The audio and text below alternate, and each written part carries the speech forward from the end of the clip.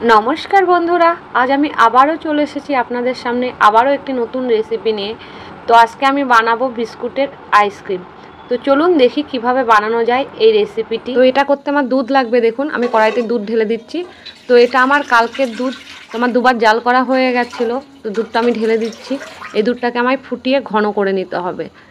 দেখুন দুধটা আমার ফুটতে লেগে গেছে। এবার দুধটাকে আমি জাল করে ঘন করে নিতে হবে। এটা মিডিয়াম আঁচে রাখবো। তো দেখুন এটা অনেকটাই শুকিয়ে গেছে, প্রায় অর্ধেক হয়ে গেছে। এবার আমি এর মধ্যে দিয়ে দেবো চিনি। তো এখানে আমার বেশি চিনি লাগবে না, 5 থেকে 6 চামচ চিনি দিলেই হয়ে যাবে। এরপরে কেউ যদি মিষ্টি কম বেশি খেতে চান তাহলে সেইভাবেই দেবেন। তো যাই হোক চিনিটা আমার দেওয়া হয়ে গেল। এবার আমায় চিনিটা মেল্ট হওয়ার জন্য অপেক্ষা করতে হবে। আর এদিকে দেখুন আমি এদিকে কয়েকটা এলাচ নিয়ে নিয়েছি। এলাচগুলো আমি একটু গুঁড়ো করে দিয়ে দেব। তো দেখুন এলাচগুলো আমি গুঁড়ো করে এর মধ্যে দিয়ে দিলাম। আর এদিকে আমি কয়েকটা রোস্টেড কাজু নিয়ে নিয়েছি। এই কাজুগুলো আমাকে গুঁড়ো করে এর মধ্যে মিশিয়ে দিতে হবে। তো জানি না আমি ক্লিপটা কি করে আউট হয়ে গেল। দেখুন থিকনেসটা এরকম হবে। এবার আমি এটা নামিয়ে নেব। এখানে আমি একটা বাটি নিয়ে নিয়েছি। তো এটা এরকম থিকনেসে রাখতে হবে, পরে এটা অনেক ঘন হয়ে যাবে। আর আপনারা দেখে বুঝতেই পারছেন এখানে কাজুর গুঁড়োগুলো রয়েছে, যেগুলো ভাজতে এগুলো সবই কাজুর গুঁড়ো। তো আপনারা দেখে বুঝতেই পারছেন। যাই হোক এরপরে স্টেপটা আমি এটা ঠান্ডা হলে তারপরে করবো। আমি বারবন বিস্কুট এখানে নিয়ে এসেছি। তো বারবন বিস্কুট বের করে নেব, যে এরকম প্যাকেট। তো এগুলোকে ভেঙে নিতে হবে। এরকম আমি একটা ডান্টা নিয়ে নিয়েছি। হালকাভাবে ক্রাশ করে নেবেন। এই স্টেপটা খুব ইম্পর্টেন্ট, বিস্কুটগুলোকে ভাঙতে হবে। এবার প্যাকেটটা আমি ছিঁড়ে নেব।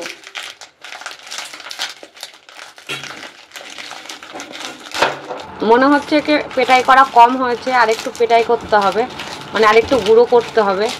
তবে একেবারে গুঁড়ো করলে হবে না, একটু দানা দানা থাকবে। আপনারা চাইলে আর একটু বেশি করে গুঁড়ো করতে পারেন। তো আমি এই থালার মধ্যে বিছিয়ে দিলাম। এবার আমি এটা নিয়ে এসেছি ক্ষীরটা। এটা অলরেডি ফ্রিজে ছিল, জমাট বেঁধে গেছে।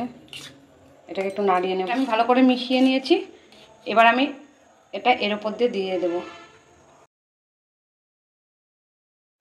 তো দেখুন এটা সুন্দর করে কভার করে দিতে হবে। তো দেখুন আমার এটা পুরোটা লেগে গেল। আবার আর এক প্যাকেট বিস্কুট বার করে নেব। সেম একইভাবে এটা গুঁড়ো করে নেব। এটা সাইডে সরিয়ে রাখি।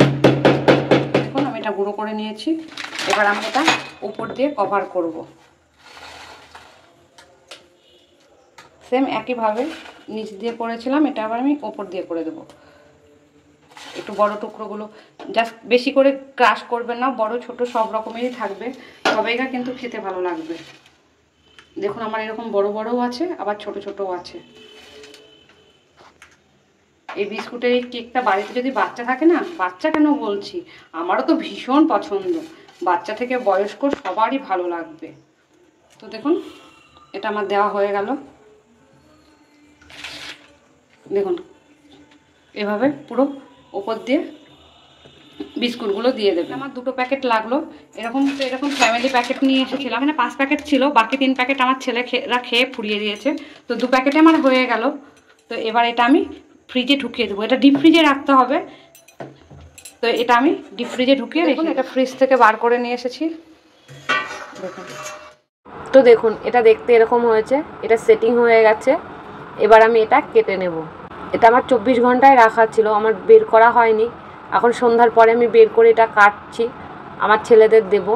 তো দেখুন এটা বাচ্চারাও পছন্দ করবে, বাচ্চা থেকে বয়স্ক যাকেই দেবেন তারাই পছন্দ করবে। এটা ভীষণই ভালো লাগে খেতে। আপনারা একবার বাড়িতে বানাবেন আর খাবেন, তারপরে আমায় কমেন্টে জানাবেন এটা কেমন হয়েছে। তো দেখুন আমি এটা পিস পিস করে কেটে নিচ্ছি, আমি আমার ছেলেদের দেব। 2 প্লেটে সাজিয়ে নিচ্ছি। তো দেখুন এটা দেখতে কি সুন্দর লাগছে। এই বিস্কুটের এই আইসক্রিম কেকটা খেতে এত ভালো লাগে যে একবার খাবে সে বারবার এটা ডিমান্ড করবে খাওয়ার জন্য। আমার তো অলরেডি জিভে জল চলে এসেছে, কথাটা তাই বাঁধো বাঁধো হয়ে যাচ্ছে। তো দেখুন কি সুন্দর লাগছে। তো আমি এটা প্লেটে তুলে নিচ্ছি, আমার 2 ছেলেকে দেব। তো ভিডিওটা ভালো লাগলে অবশ্যই লাইক করবেন, শেয়ার করবেন, আর এই চ্যানেলটিকে সাবস্ক্রাইব করে রাখবেন, যাতে আগামী ভিডিওগুলো আপনারা খুব সহজে আর তাড়াতাড়ি পেয়ে যান। তো আমার এখানে কীর্তন হচ্ছে, ভিডিও করতে আমার সত্যি খুব অসুবিধা হচ্ছে, তো আপনারা একটু কষ্ট করে শুনে নেবেন। তো এই পর্যন্তই। তো সকলে ভালো থাকবেন, দেখা হবে নেক্সট ভিডিওতে।